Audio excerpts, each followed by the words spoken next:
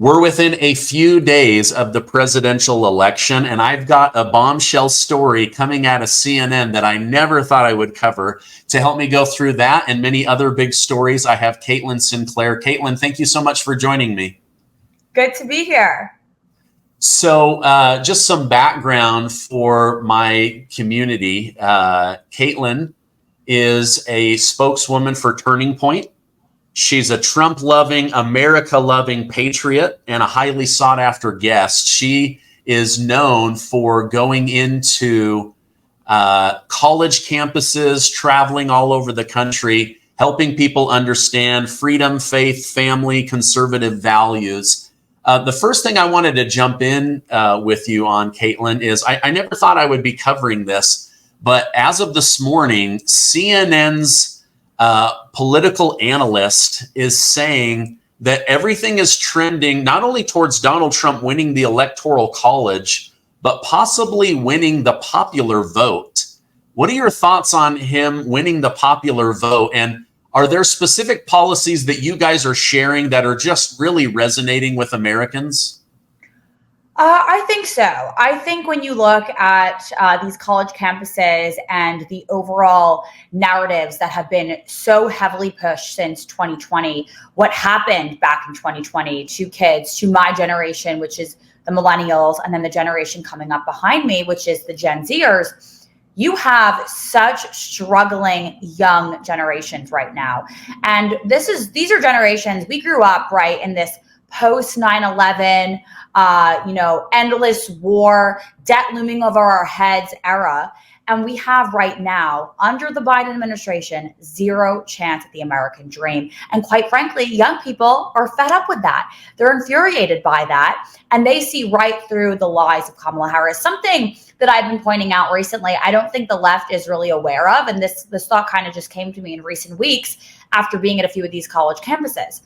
We grew up in this digital era, right? With social media, with dating apps. We are able to sniff through right away if something's photoshopped, if something's edited, and we can detect a manufactured persona, aka I bring to you Kamala Harris. So the young people are not falling for her charade. They're not falling for her manufactured persona. Kamala Harris is the ultimate catfish. And instead of wasting one bad date night, Americans will have to spend 4 years paying for that date. I don't think they want that. Oh, that is such a great point. You know, I'm actually old enough that I never dated using dating apps. I've been married for about 20 years now, and but my audience, according to my YouTube analytics, is a little bit older. So catfishing is this new term where somebody like starts to date someone, they look really beautiful, they present themselves well, and then you find out that they are like not who they say they were. Maybe they're riddled with debt, they have drug abuse, or they're just like, they're ugly, they're not the person you thought you were going on a date with. So to say that Kamala Harris is the ultimate catfisher is like such a great way of explaining it. She literally has no policies that she's running on. Some of the ones that she does promote, she stole from Donald Trump. And when asked by Anderson Cooper on CNN, like, would you do anything different than what you did under Biden? She literally was like, no, there's nothing that comes to mind. So if you like overpriced food, overpriced gas, expensive rent, expensive mortgages, it's all going to be the same or possibly worse. Am I wrong, Caitlyn? No, you're absolutely correct. And so when it comes to job security, energy independence, having our foreign enemies fear us on the world stage, again, these are issues that matter to the young generations. And when they are able to see right through someone like Kamala Harris, such a stark contrast between Kamala Harris and Donald Trump as far as the authenticity, the rawness, the raunchiness, which young people even like. And again, traveling to these college campuses, time and time again, it is the young men that are coming out in staunch support of Donald Trump. And when you peel back the onion a little bit to understand why, I don't think the left has done this because they thought that the young vote was just an automatic for them. But when you start to peel back the onion and you look at these young men, they want They're longing for traditionalism. They're longing for patriotism. They want the family unit. They want faith. They want God. They want the traditional housewife. They're longing for these values that have been so lost under this disastrous administration, putting us through crises after crises. And the young men want common sense again. They look at someone like a Donald Trump, and he represents the epitome of traditional masculinity. And that's kind of what I've looked at, again, when you're peeling back the onion, really, why are young men coming out in such staunch support of Donald Trump? And why is it not so much of the women, again, on these college campuses, the young generation? And I think that is really the reason. We are longing for good role models right now. That's females and males, trust me. I mean, I'm not looking up to someone like Lizzo. So I am also longing for a role model. But Donald Trump represents the outsider. He represents the fighter.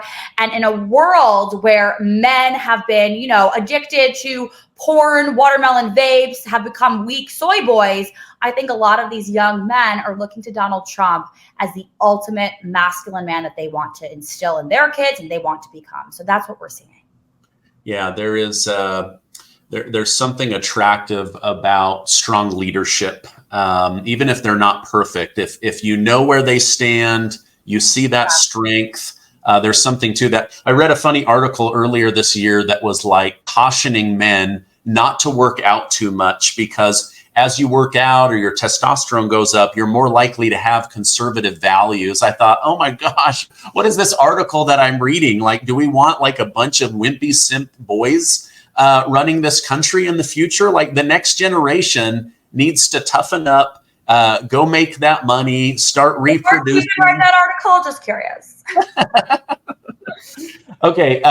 One thing, I'm sure that you see this a lot, maybe as you encounter the opposite side on college campuses, but the media has probably spent, I don't know, $20 billion advertising against Donald Trump.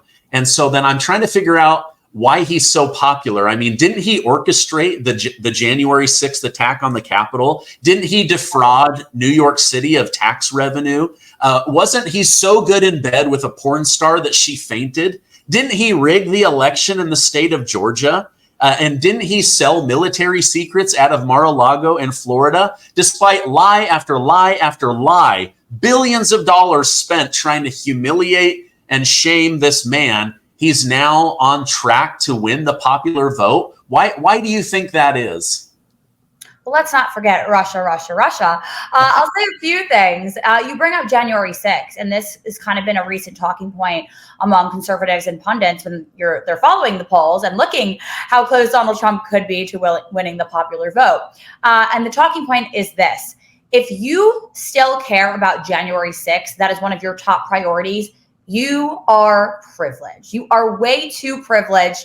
And we're jealous of you. We envy the people that are so privileged that January 6th can still be top of mind and one of the top issues for Americans, because that is not the case for most struggling Americans in this country right now. They don't have time to care about January 6th. You want to know why? Because they can't afford to put groceries on the table. They can't afford to fill up their gas tanks, and they're very scared to send their children off on these dangerous liberal streets. So if you're still able to care about January 6th, you are ultimately privileged. Now, I'll also talk about why we're seeing these numbers, why we're looking at the polls, and they're looking so good already for conservatives. Even some of these betting markets, you look at a poly market, these numbers are pretty astonishing. And you talk about early voting. I mean, we're seeing massive numbers for Republicans compared to 2020. So all of those optics are looking good. And I'll speak to this.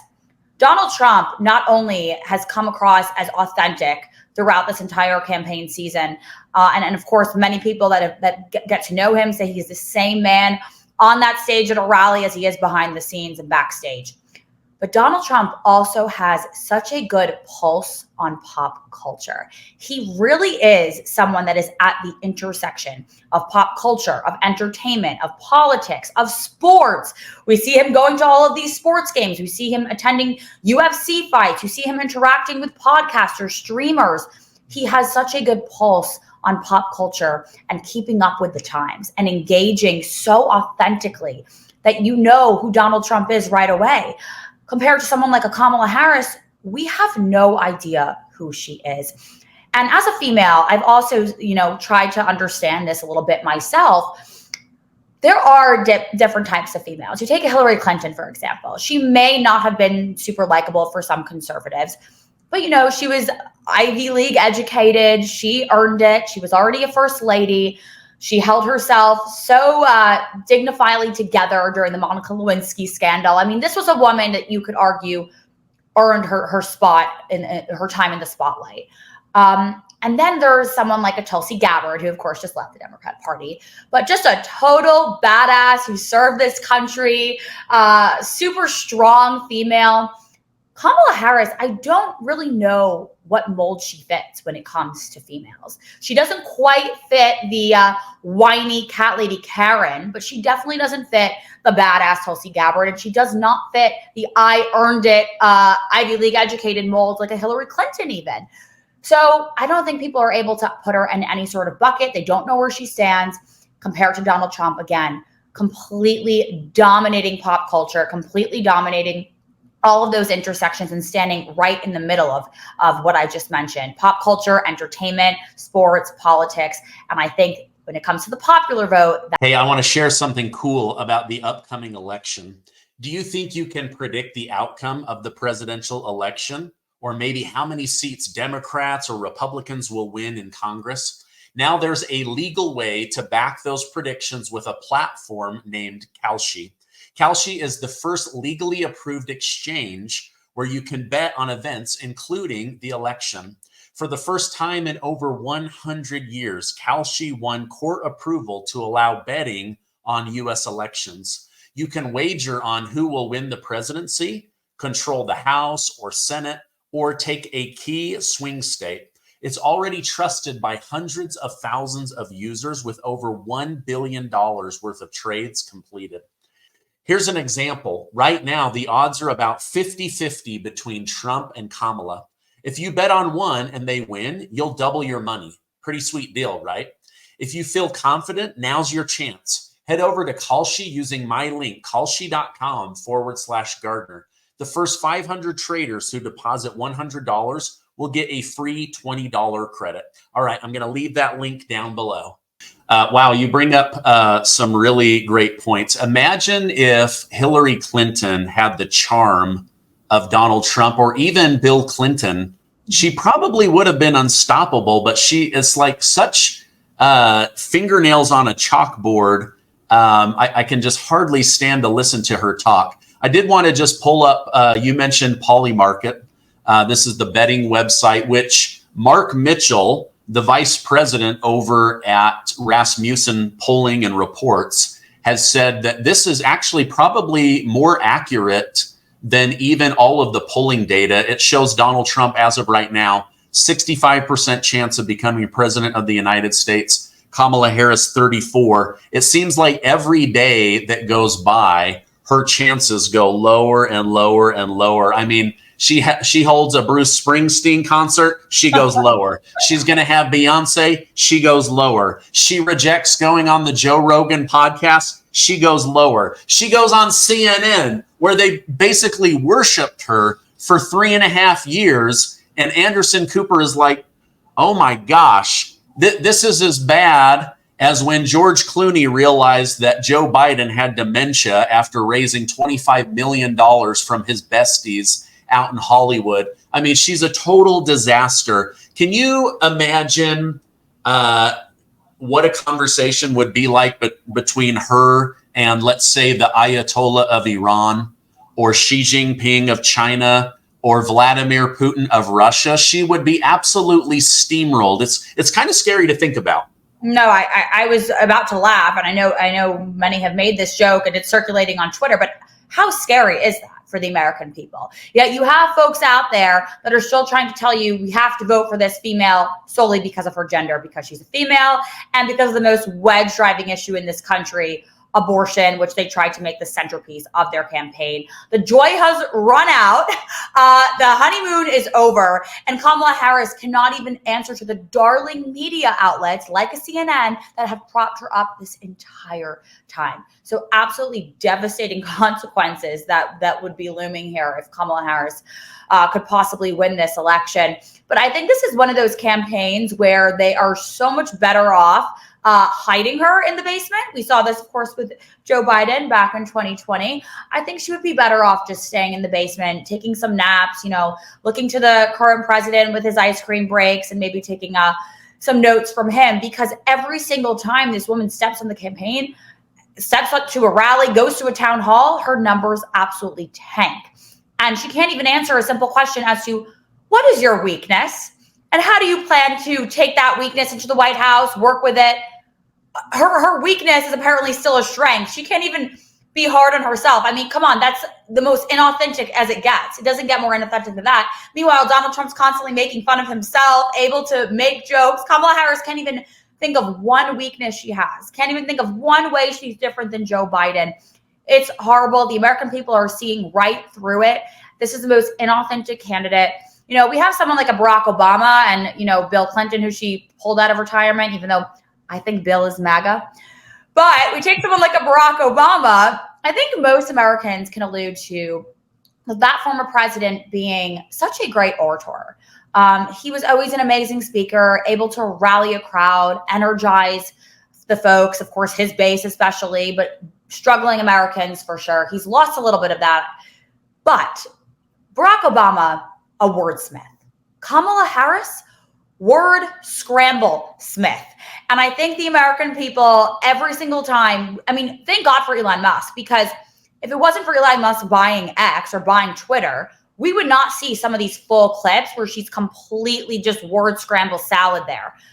You would have people like a Jen Psaki and the folks over at The View in 60 Minutes only editing bits and pieces of the interview and putting it out. So that's all the American people would be able to see in a world where Elon Musk did not buy Twitter. So thank God for Elon Musk, because the American people, again, are seeing right through this.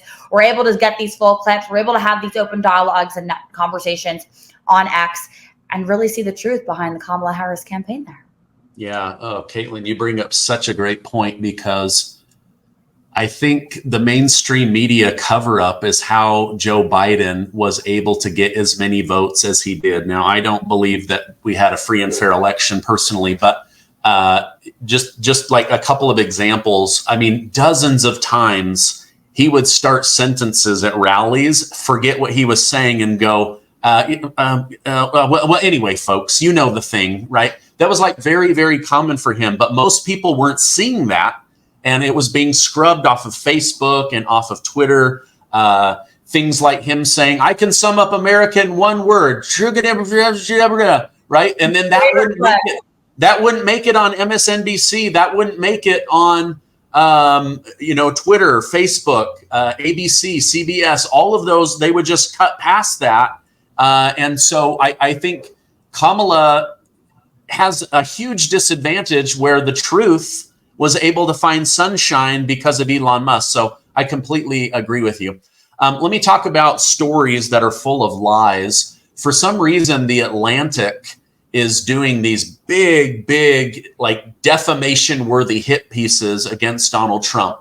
The first one is that Trump loves Adolf Hitler and that he's somehow worse than Adolf Hitler. He wants to surround himself with generals that will allow him to physically attack the American people. Second, that he refused to pay for the funeral of a Mexican who died serving her country. Meanwhile, the entire family met with him in the Oval Office. They say he was incredibly empathetic and gracious.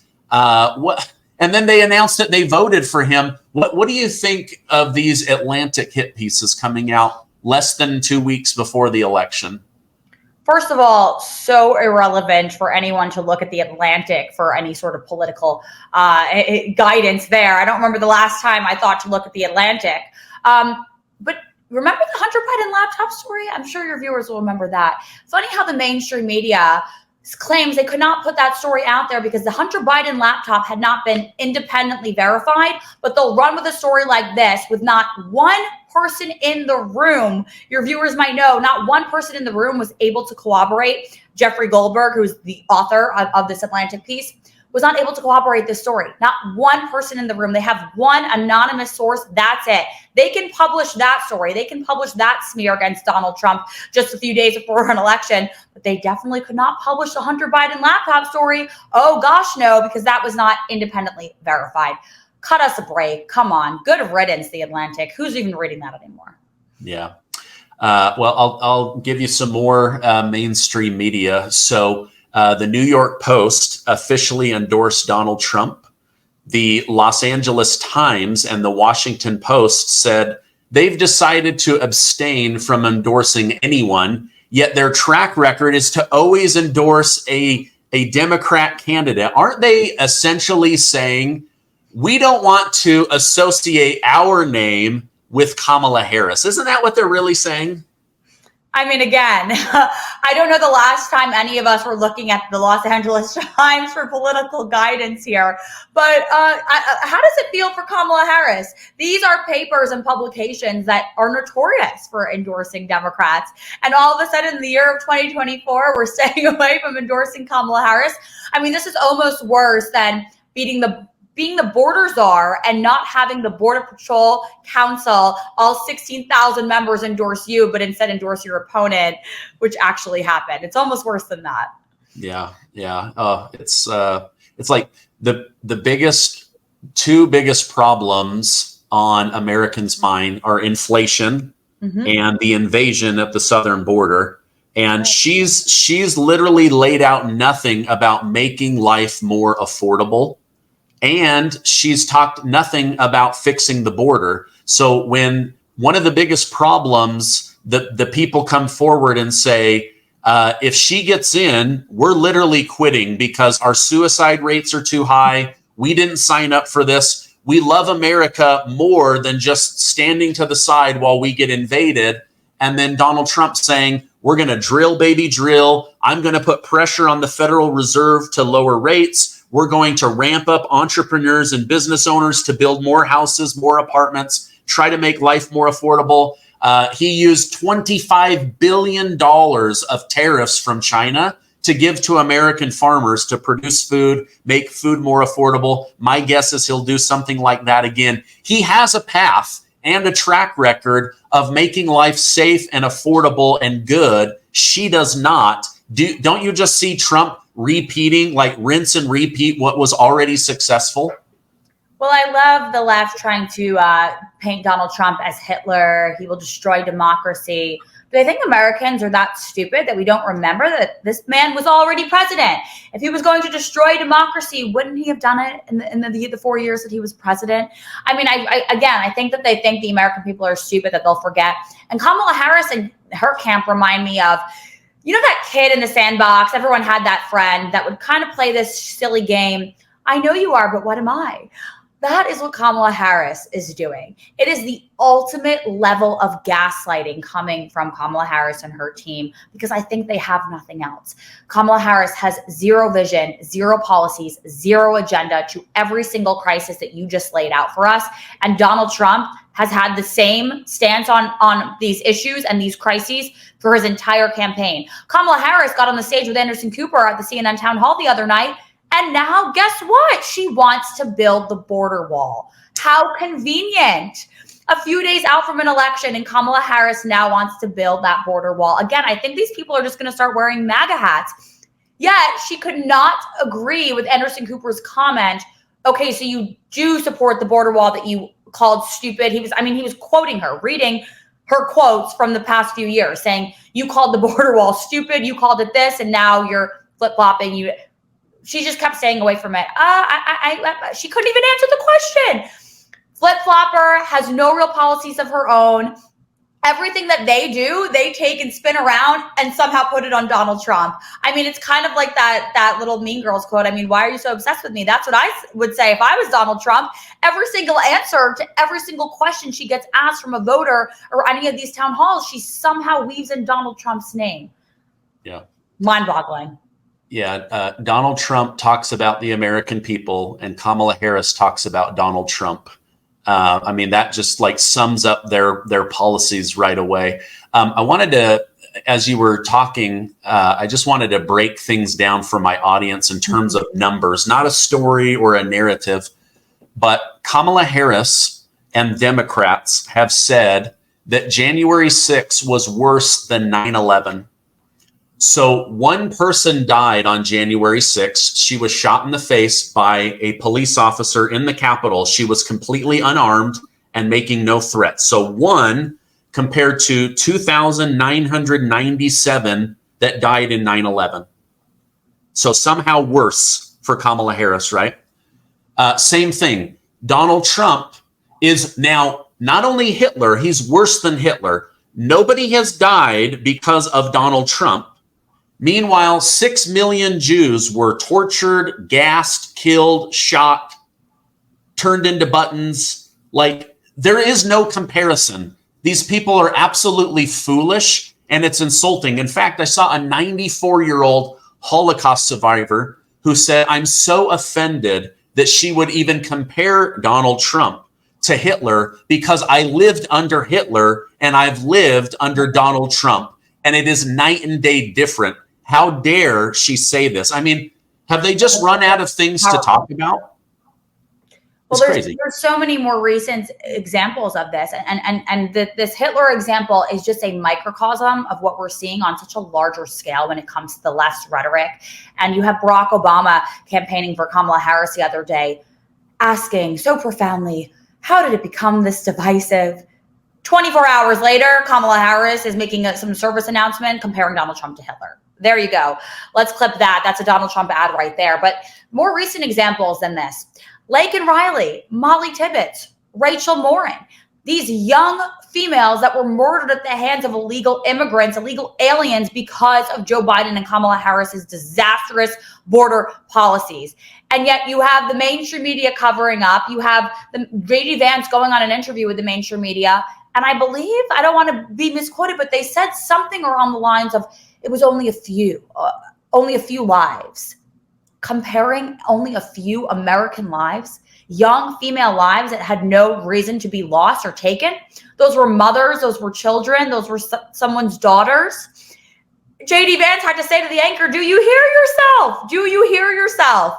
I mean, in what world can we compare these two things? In what world do we prioritize the lives of illegals over the lives of American citizens?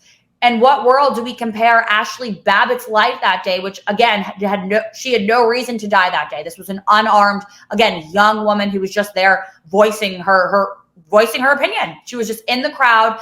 I've done many testimonials on this. I've talked to many witnesses that were there that day. This young woman had no reason to die, compared to all the lives that were lost on 9/11, American lives. And I was young. I was young when that happened. But speaking to Mayor Giuliani, who has now become a friend, I'm a fifth generation New Yorker. So that really hurts to hear. It really hurts to hear. And how Mayor Giuliani and so many other New Yorkers have described that time period to someone growing up in this city, which I'm so proud to still be a conservative New Yorker, I'll say. But that was a time where such tragedy struck not only this city, but this country. Yet we were able to come together. We were able to not see these issues as red versus blue, as Republican versus Democrat. We were able to actually come together and be under real leadership, under someone like a Mayor Giuliani. And that's not the case today. How sad is that that is not the case, that we are under such tragedy right now. We are so divisive. We are so lost. We're having a spiritual death right now, and we can't come together. We can't see anything other than blue versus red. What happened to the human race? And I think that's exactly what the left perpetuates, right? They perpetuate this rhetoric. Then they want to play victim and act so shocked as to why things are happening, why people are so divisive, why people are so upset, why people are so lost. But they do it. It's a strategic plan. I think it's by design. They want us weak. They want us lost. They want us confused. They don't want men to be strong. They don't want us to be tuned into our divine purpose and life, because that's how strong and united that we can be, and we can be so powerful. And I think the left preys on all of that. And I think that's a really sad contrast to make compared to post 9/11 and how we were all able to come together. That can't happen nowadays under this administration. But you look at what's happening with the conservative movement. You look at a Tulsi Gabbard. You look at a RFK Jr. joining the Republican Party, which we're now calling the Unity Party. And Elon Musk saying enough is enough. You see actors like a Dennis Quaid, athletes, putting their livelihoods on the line, unfortunately, in this culture of censorship and society where we're canceling everybody, because they believe in unity. They believe in that post 9/11 era, the culture that existed, how we were able to come together. They want that again. They're longing for that. And again, these are folks that were lifelong Democrats, completely leaving the party behind. And I think what's interesting, the left hasn't noticed also, it is so poignantly out there right now on social media, the left has gone so far left that they've almost created this other right, this more like low-key conservative base, because the left has lost their mind so much. The people that, again, just want common sense, they just want jobs, they want limited government, they want their guns, they don't really care if you want to call yourself she, it, her, frog, pig, dog, you want to bark at a stranger, go for it. Don't touch our kids, don't affect our kids. They're not really religious. They don't care what you do. They want to own a home. They want to fill up their gas tanks. And those are the more low-key conservative base that were lifelong Democrats. That's how far crazy the left has gone. And now the conservative party has turned into the normal party. And again, this unity party and this message of unity that we're all uniting against. Yeah. You brought up some celebrities. Let me just read a direct quote from Mel Gibson, actor, filmmaker in Hollywood. He fully endorses Donald Trump. He said, "I can't vote for Kamala because she has the IQ of a fence post." Oh, that's so funny. I don't know why. You see these messages, though. You see these messages. I'm going to bring up X again because it's such an easy way for us to put a quick post like that out there. I've been in numerous Uber rides just in the past few months having these political conversations. They'll pick me up from the Fox News studio, so we just start talking. And these are people that came to this country legally. They have families. They believe in the American dream, and they're lifelong Democrats. And this has been a handful of conversations I've had just this month alone. And they all look at me and say, "You would have to be an idiot to vote for her." And I'm a lifelong Democrat. And you see these stories across the country right now. And again, it's so powerful. I love seeing these messages on Twitter. I love reading the comment section where everyone's just replying, well, really don't care if we disagree on issues, but the MAGA movement, the conservative party, we welcome everybody. So welcome to the bright and the light side and the side of common sense. Yeah. I saw Tim Walz tried to call the Democrat Party the big tent party. I'm like, dude, that's literally the Republican slogan. Like he's so MAGA. He wants to be MAGA so bad that he's mixing up his slogans. Okay. Mr. Chris, I don't know. We'll pray for him. Yeah. Well, I mean, yeah. So in our final few minutes together, President Trump became the first president to work at a McDonald's. He also became the first president to hold a press conference from a fast food drive-up window. How brilliant was this marketing tactic? And I'm reading online that Gen Z is actually saying, wow, we really respect him going and doing, a job at McDonald's. Like, it caught attention. What are your thoughts on that marketing plan? Well, I will speak to this from a millennial perspective, and I think your viewers might find this interesting. And I'll use a little terminology that they might not know already. But this was so successful for one main reason, because it was considered trolling. Donald Trump was trolling Kamala Harris. And that's just the man he is. He's always in beast mode. He's always making us laugh. He can, again, make fun of himself. But this was a trolling moment. Birthday, which was kind of an afterthought. But this was because Kamala Harris, who still to this day claims that she worked at the McDonald's, even though, again, nobody can corroborate this.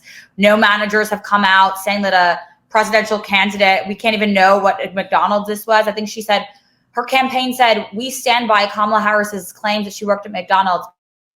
I think that was an actual real quote. Solidify those comments there. But this was a complete trolling moment. And it goes back to the point that I alluded to earlier, which is Donald Trump has such a pulse on pop culture. He understands how to troll perfectly. I mean, no one does it better than Donald Trump. And I think this garners so much attention again because of be, the digital age that we existed, and how viral those moments were able to go. And then you have the mainstream media trying to take such a hilarious moment like that, so iconic, and try to somehow change the narrative into, well, this was staged. Of course this was staged. You're in the mainstream media. You should know that these are staged events. This is a presidential candidate that was, his life was someone was trying to take his life, I don't know, 3 times now, 3 attempted assassinations against this candidate's life. Of course this was staged.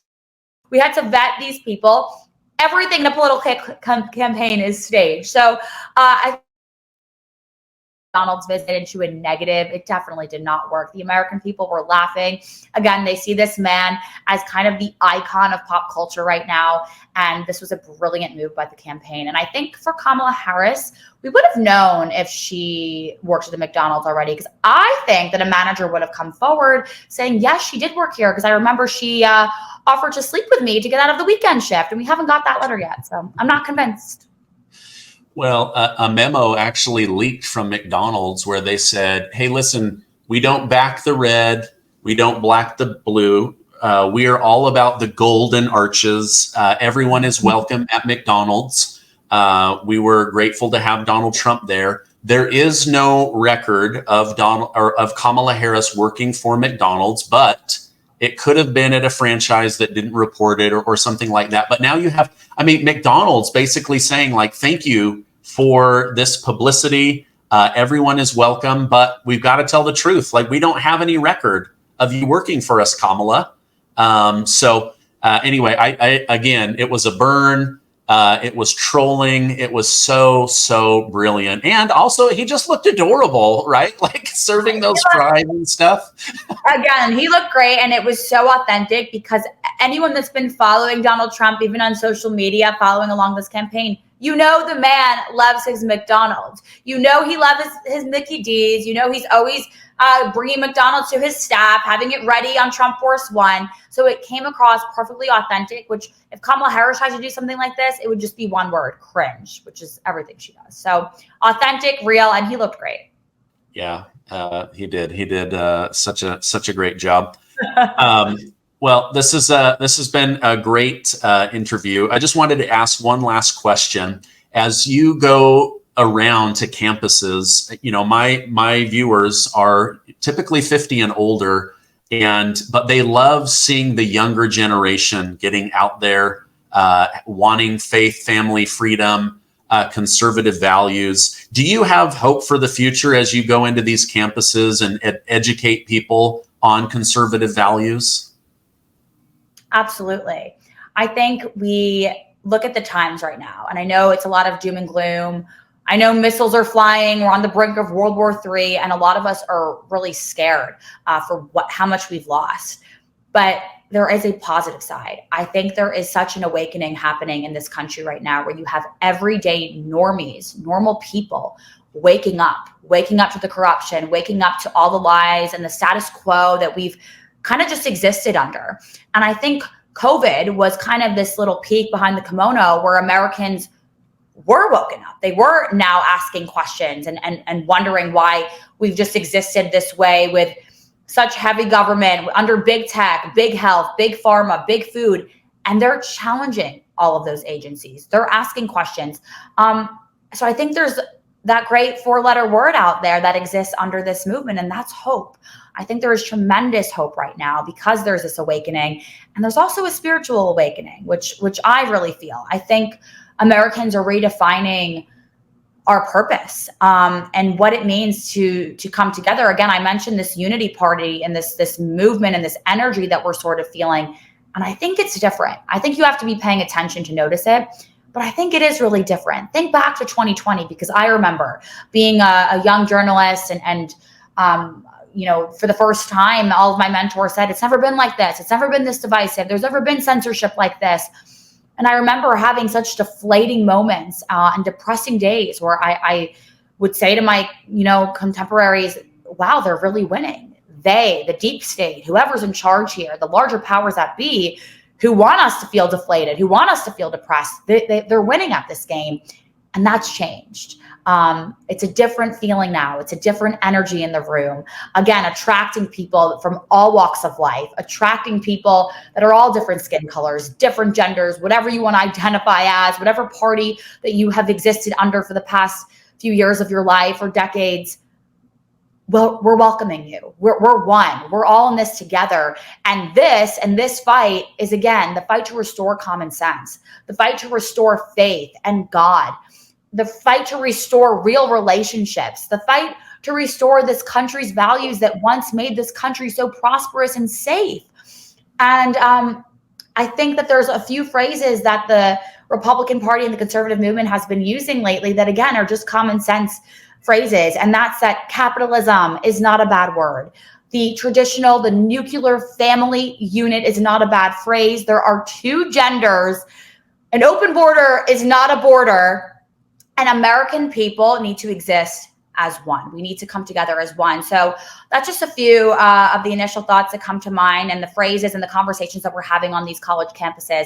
But I think overall, that four-letter word, hope, definitely exists. The energy is different. And I have so much faith in this young generation and the generation that I belong, because we're longing for all of those values.